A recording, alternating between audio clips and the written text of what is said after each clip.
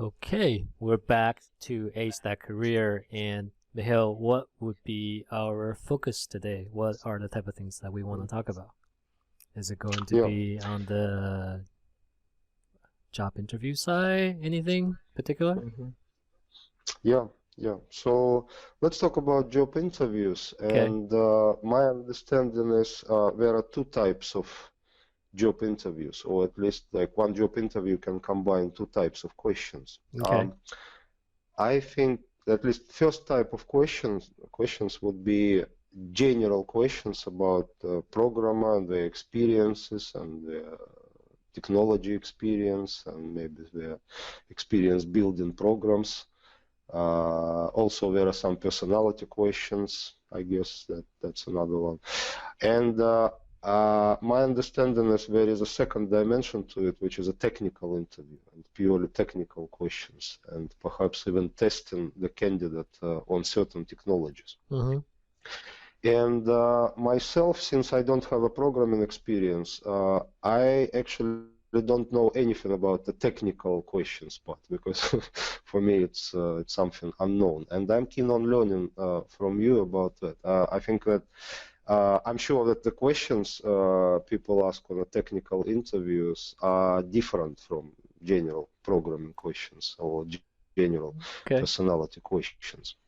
And basically, my first question would be how technical interview is different in general from other types of programming interviews, and also what kind of technology, what kind of questions do people usually ask? Maybe they are testing candidates on specific technologies, or maybe you get some kind of programming task that requires you to apply several technologies.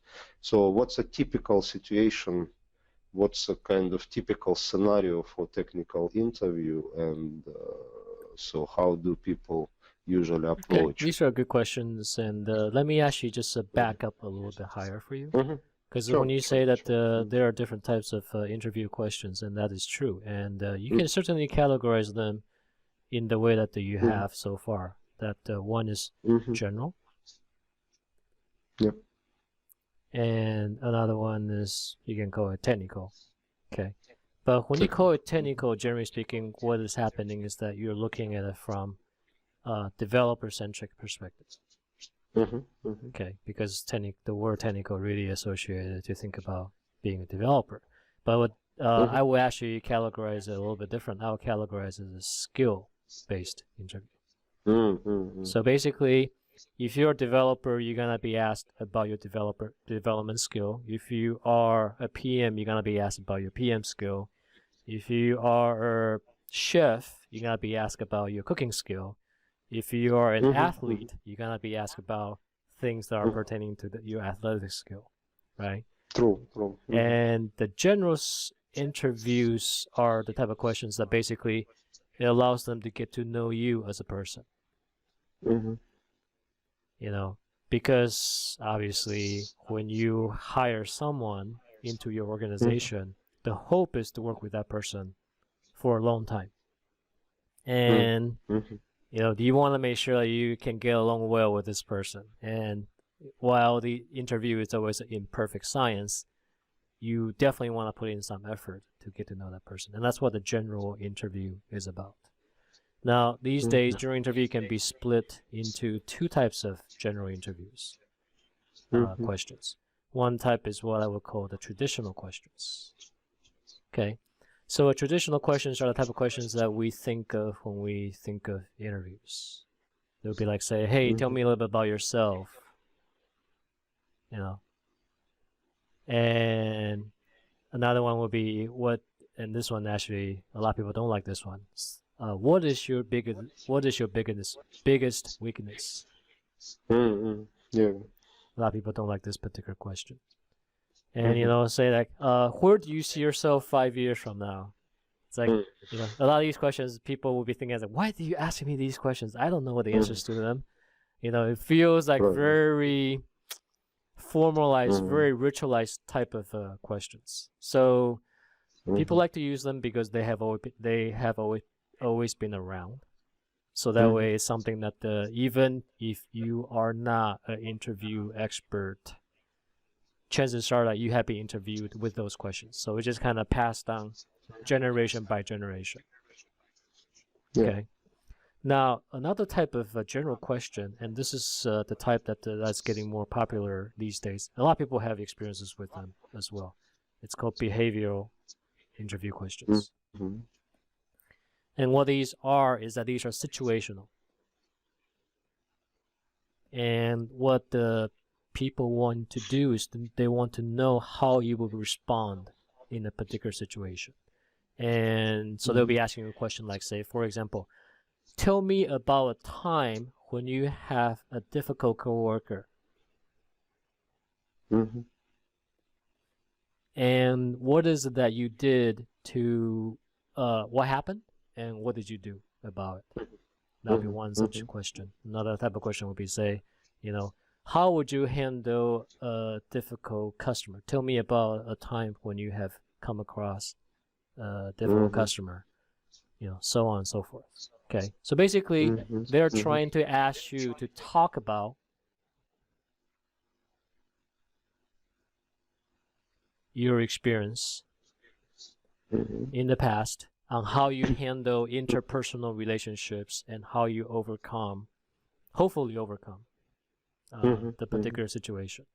And these are the type of questions that because what the nice thing about these questions is that it allows the interviewer to keep on asking you further follow-up questions.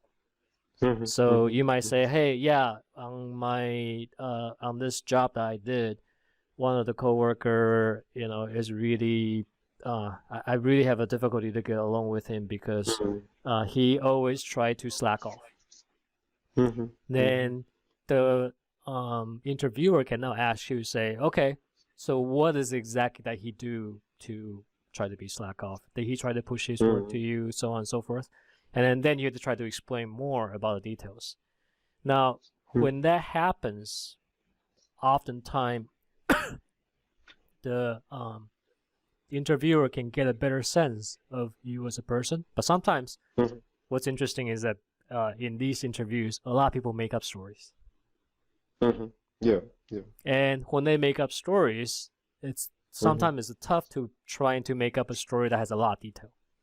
So situational interview, behavioral interview allows the interviewer to see if you are making up a story.